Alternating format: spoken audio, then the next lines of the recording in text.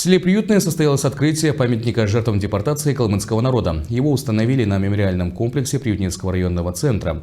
Инициаторы назвали памятник «Книга скорби во имя жизни», на торжественное открытие которого приехали земляки со всех сел района. Подробности в нашем следующем видеоматериале. Идею создания памятника организаторы вынашивали более 5 лет, главная цель которого состоит в сохранении памяти калмыков, умерших в холодной Сибири. Мемориал является дополнением к монументу жертвам политических репрессий. Справа он представляет собой книгу, на которой выражены слова благодарности нашим предкам на калмыцком языке, и слева столик для лампадки и подношений. Когда встал вопрос, как этот год сделать, решили организовать встречу поколения, рожденного в Сибири. Потому что это поколение особое. Дети, рожденные в Сибири, дети, выросшие в Сибири. Это и я считаю, и мнение вообще, что это особое поколение калмыков. 6 лет назад предложили дополнить наш мемориал, потому что там просто написано «Стела политическим репрессиям». А я говорю, надо подчеркнуть именно, что по депортации. Предложила поставить гранитную плиту, книгу, раскрытую книгу. Книга памяти, книга скорби во имя жизни.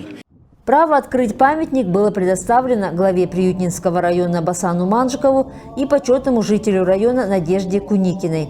Священнослужитель Центрального хурула Калмыкии провел обряд освящения нового культурного сооружения, после чего собравшиеся почтили память погибших в период депортации минутой молчания. Как отмечают инициаторы, в создании мемориального комплекса большую помощь оказало руководство Приютненского РМО. У нас в Приютненском районе дополнительно были изданы книги по депортации из цикла тех, которые были репрессированы. А это дополнение книги и столик для свечки, то, что это дополняет полностью ансамбль, посвященный еще раз напоминание тем, кто безвинно погиб в годы депортации не только калмыцкого народа, а всех депортированных народов, населявших Советский Союз.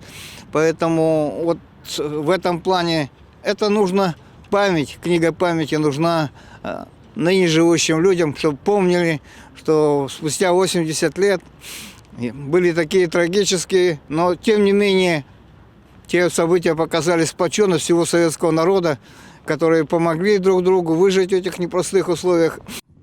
Работу над памятником можно назвать продолжением выпуска книги «Забвению не подлежит во славу жизни», которую издали к 75-летию депортации калмыцкого народа.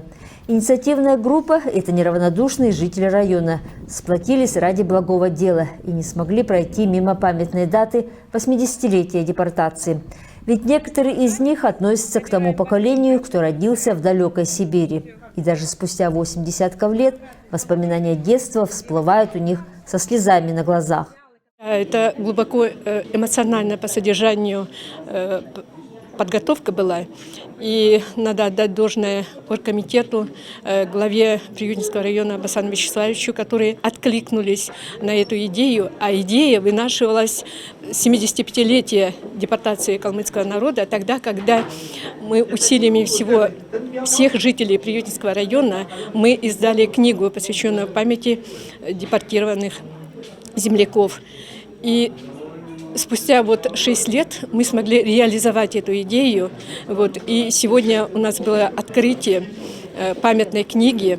И идея этой книги – это благодарность детей, родившихся в Сибири, своим родителям, своим эджам, авам, которые ценой своей жизни порой спасли их жизнь.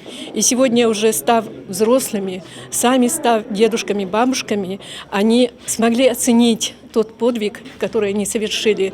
После митинга в Доме культуры для земляков была организована концертная программа, где со сценкой выступили учащиеся Приютненской многопрофильной гимназии, а коллектив Национального оркестра Калмыкии и ведущие артисты республики порадовали музыкальными номерами. Кроме этого, для жителей района состоялся анонс фильма «И помнить страшно, и забыть нельзя», где главными героями выступили сами приютяне с воспоминаниями о пережитой ссылке. Полный показ картины планируют в День памяти и скорби 28 декабря. Наталья Чемидова, Ачиру Бушаев. Информационная программа «День республики. Приютненский район».